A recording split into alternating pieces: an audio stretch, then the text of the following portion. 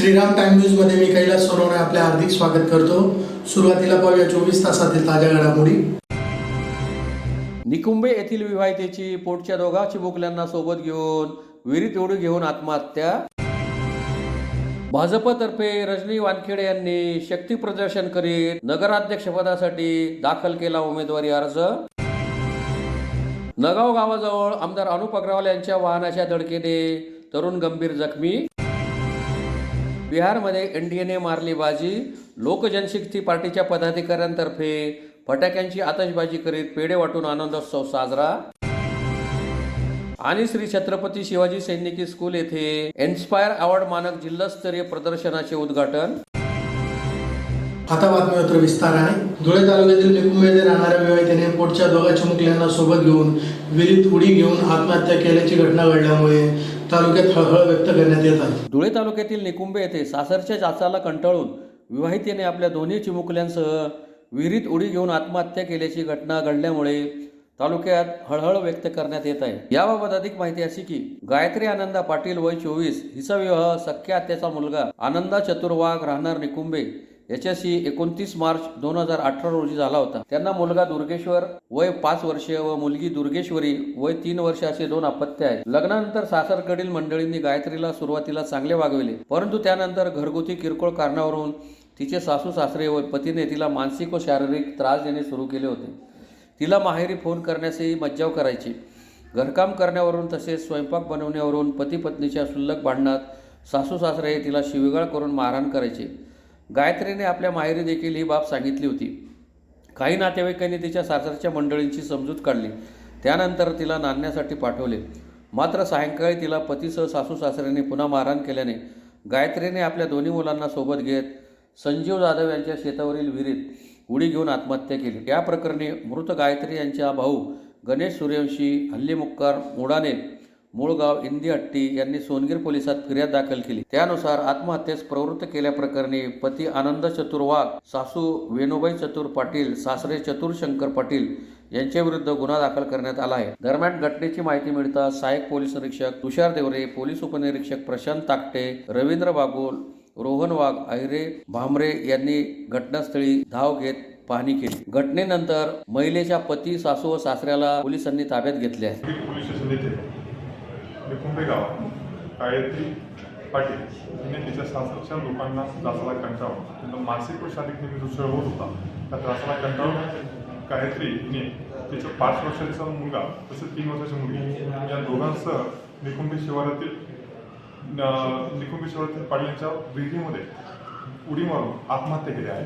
त्या अनुषंगाने Songir police station येथे भारतीय न्याय संहिता कलम 108 अन्वये गुन्हा दाखल करण्यात आला आहे। आरोपी ताब्यात आहे, पुढील कायदेशीर कारवाई करीत आहोत। किती आरोपी ताब्यात आहेत? 3 आरोपींविरुद्ध तक्रार प्राप्त आहे। शिंदखेडा नगरपंचायतीच्या निवडणुकीत भाजपच्या वतीने रजनी वानखेडे यांनी शक्ती प्रदर्शन करीत नगराध्यक्षपदासाठी उमेदवारी अर्ज शनिवारी दाखल केला। त्यांच्यासह भाजपच्या 17 उमेदवारांनी नगरसेवक पदासाठी नामनिर्देशन दाखल केले। शिंदखेडा नगरपंचायतीच्या सार्वत्रिक निवडणुकीत भाजपच्या वतीने रजनी वानखेडे यांनी नगराध्यक्ष पदासाठी तर भाजपच्या 17 उमेदवारांनी नगरसेवक पदासाठी शुक्रवारी शक्ती प्रदर्शन करीत आमदार राघवेंद्र बदाने यांच्या नेतृत्वात नामनिर्देशन पत्र दाखल केले। शहरातील भगव्या चौकापासून शक्ती प्रदर्शनाने शहरातून भव्य रॅली काढण्यात आली। यावेळी कृषी उत्पन्न बाजार समितीचे सभापती नारायण पाटील, भाजप तालुकाध्यक्ष दीपक बागल, मोतीलाल वाकडे, जिल्हा सरचिटणीस DS गिरासे, नगरपंचायत गटनेते अनिल वानखेडे, माजी उपनगराध्यक्ष बिला पाटील, प्रकाश देसले, उल्हास देशमुख, मनोहर पाटील, दीपक देसले, माजी जिल्हा परिषद सदस्य पंकज कदम, शहराध्यक्ष संजय महाजन यांच्यासह माजी नगरसेवक, प्रमुख पदाधिकारी व नागरिक मोठ्या संख्येने उपस्थित होते। नगराध्यक्ष पदासाठी माजी नगराध्यक्ष रजनी अनिल वानखेडे यांनी निवडणूक निर्णय अधिकारी नितीन देवरे व सहाय्यक निवडणूक निर्णय अधिकारी श्रीकांत फागणेकर यांच्याकडे नामनिर्देशन पत्र दाखल केले। 2025 या धुळे जिल्ह्याचे पालकमंत्री व आपल्या सर्वांचे नेते, महाराष्ट्र राज्याचे परराष्ट्र राज्य शिष्टाचार मंत्री मान्य नामदार जयकुमार रावल यांच्या नेतृत्वामध्ये या नगरपंचायतीचा या नामनिर्देशन पत्र दाखल करण्याच्या आजच्या दिवशी भारतीय जनता पार्टीच्या 17च्या 17 जागांसाठी व नगराध्यक्ष पदासाठी आज इथं फॉर्म भरण्यात आला. शिंदखेडा शहराच्या विकासासाठी शिंदखेडा शहर शांततामय व सुंदर शहर करण्यासाठी परत एकदा भारतीय जनता पार्टी कटिबद्ध आहे आणि 17च्या 17 जागा शिंदखेडा नगरातील सर्वसामान्य नागरिक हे येणाऱ्या 2 डिसेंबरला निवडून देतील असा विश्वास या निमित्ताने आम्ही इथं सर्वजण व्यक्त करतो. या फॉर्म भराच्या कार्यक्रमाला नगरपंचायतीतील सर्वसामान्य नागरिक फार मोठ्या प्रमाणामध्ये इथं सहभागी झाले होते व सर्वांच्या मनामध्ये तोच संकल्प होता की या भारताचे पंतप्रधान विश्वगुरू नरेंद्रजी मोदी यांनी देशातल्या सर्वसामान्य लोकांचा विकासाचं जे स्वप्न बघितलं होतं ते गाव पातळीवर व नगरपंचायतीवर ते स्वप्न साकार करण्यासाठी परत एकदा नगरपंचायतीच्या या नागरिकांची सेवा करण्यासाठी लोक मोठ्या प्रमाणामध्ये भारतीय जनता पार्टीच्या कमळ या निशाणीवर मोठ्या प्रमाणामध्ये मतदान करतील व भरभरून आशीर्वाद आमच्या सर्व उमेदवारांना देतील असा विश्वास मला या निमित्ताने व्यक्त करतो. धन्यवाद. मुंबई आग्रा महामार्गावर नगाव गावाजवळ आमदार अनुप अग्रवाल यांच्या वाहनाने नगाव येथील तरुणास धडक देऊन झालेल्या अपघातात तरुण गंभीर झाल्याची घटना शनिवारी सकाळी घडली. मुंबई आग्रा महामार्गावर नगाव जवळ आमदार अनुप अग्रवाल यांच्या वाहनाने दिलेल्या धडकेत नगाव येथील तरुण गंभीर जखमी झाल्याची घटना शुक्रवारी सकाळी घडली. गंभीर जखमी तरुणास खासगी रुग्णालयात उपचारार्थ दाखल करण्यात आले आहे. याबाबत अधिक माहिती अशी की शहराचे आमदार अनुप अग्रवाल हे शुक्रवारी शिरपूर येथे नगर परिषदेच्या नगराध्यक्ष पदाचे उमेदवार भूपेशभाई पटेल यांचा उमेदवारी अर्ज भरण्यासाठी जात असताना शहराजवळील नगाव या गावाजवळ पायी चालणाऱ्या एका तरुणाला त्यांच्या वाहनाची जोरदार धडक बसल्याने नगाव येथील रहिवासी असलेला संदीप पाटील हा तरुण गंभीर जखमी झाला. त्याला खासगी रुग्णालयात उपचारार्थ दाखल करण्यात आले. या तरुणाच्या डोक्याला दुखापत झाली असून स्वतः आमदार अनुप अग्रवाल यांनी त्याला उपचारासाठी खासगी रुग्णालयात दाखल केले. घटनेची माहिती मिळताच आमदार अनुप अग्रवाल यांच्या कार्यकर्त्यांनी रुग्णालयात मोठी गर्दी केली होती. बिहारच्या विधानसभा निवडणुकीत एनडीएतील घटक पक्ष भाजप, जेडीयू आणि लोक जनशक्ती पार्टी यांनी ऐतिहासिक यश संपादन केल्याने धुळे येथील कृषी उत्पन्न बाजार समितीच्या आवारात लोक जनशक्ती पार्टीच्या पदाधिकाऱ्यांतर्फे फटाक्यांची आतिषबाजी करीत फेडे वाटून आनंदोत्सव साजरा करण्यात आला. बिहार विधानसभा निवडणुकीत भाजप, जेडीयू आणि केंद्रीय मंत्री चिराग पासवान यांच्या लोक जनशक्ती पार्टी पक्षाने मोठे यश संपादन केले आहे. या निवडणुकीत ऐतिहासिक विजय मिळवत एनडीएने विरोधकांना अक्षरशः धूळ चारली आहे. एनडीए आघाडीतील लोक जनशक्ती पार्टीने 19 जागांवर विजय मिळवल्याने धुळे शहरातील कृषी उत्पन्न बाजार समितीच्या आवारात लोक जनशक्ती पार्टी रामविलास पक्षातर्फे फटाक्यांची आतिषबाजी करीत पेढे वाटून जल्लोष साजरा करण्यात आला. यावेळी लोक जनशक्ती पार्टीचे जिल्हाध्यक्ष दिलीप साळवे, सचिव कुंदन खरात, मधुकर चव्हाण, मुरली वाघ, रवींद्र नगराळे, बबलू शिंदे, सिद्धार्थ साळवे, सागर परदेशी, सागर चव्हाण, अशोक तेले, सम्राट देवरे, गौतम वाघ, तात्या चव्हाण, शुभम साळवे यांच्यासह कार्यकर्ते मोठ्या संख्येने उपस्थित होते. नुकत्याच संपन्न झालेल्या बिहार विधानसभाच्या निवडणुकीमध्ये महायुती गठबंधन, भारतीय जनता पार्टी, लोक जनशक्ती पार्टी व जनता दल युनायटेड या एनडीए गठबंधनाला मोठ्या प्रमाणात बिहार विधानसभेच्या निवडणुकीमध्ये स्पष्ट बहुमत मिळालेलं आहे आणि गेल्या पंचवार्षिकच्या निवडणुकीचा निकाल बघितला तर हा निकाल अतिशय अभूतपूर्व निकाल लागलेला आहे. एनडीए पक्षातला प्रमुख असा घटक पक्ष असलेला आमचा लोक जनशक्ती पार्टी रामविलास, सन्माननीय केंद्रीय मंत्री, राष्ट्रीय अध्यक्ष माननीय चिराग भैया पासवान यांच्या नेतृत्वामध्ये एनडीए गठबंधनातून 29 जागेवर विधान परिषदेची उमेदवारी करण्याची संधी लोक जनशक्ती पार्टी रामविलास यांना मिळाली होती. परंतु काही कारणास्तव 2 जागेवरचे नॉमिनेशन कॅन्सल झाल्याने 27 जागेवर लोक जनशक्ती पार्टी रामविलास पासवान यांनी मैत्रीपूर्व लढतीमध्ये नुकत्याच संपन्न झालेल्या निवडणुकीच्या निकालामध्ये एकूण 23 जागेवर विधानसभेवर विजय मिळवलेला आहे व लोक जनशक्ती पार्टी रामविलास पासवानचे जे उमेदवार आहेत ते मोठ्या मताधिक्याने निवडून आलेले आहे. गेल्या पंचवार्षिकमध्ये लोक जनशक्ती पार्टी रामविलास चिराग पासवान साहेबांनी स्वबळावर 243 जागा लढवलेल्या होत्या. त्या 243 जागा लढवल्यामुळे एनडीए गठबंधनला मोठ्या प्रमाणात फटका बसलेला होता.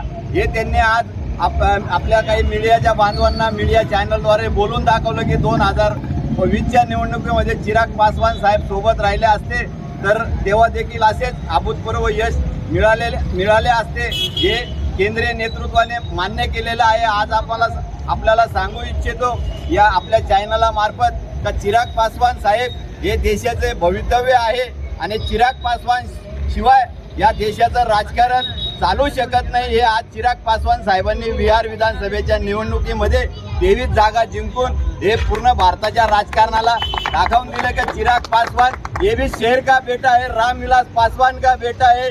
धरती गुंजे आसमान, रामविलास पासवान साहेबांनी एक वाक्य सांगितलं होतं की मैं जिस घर में दिया जलाने चला हूँ जहाँ सदियों से अंधेराच आहे.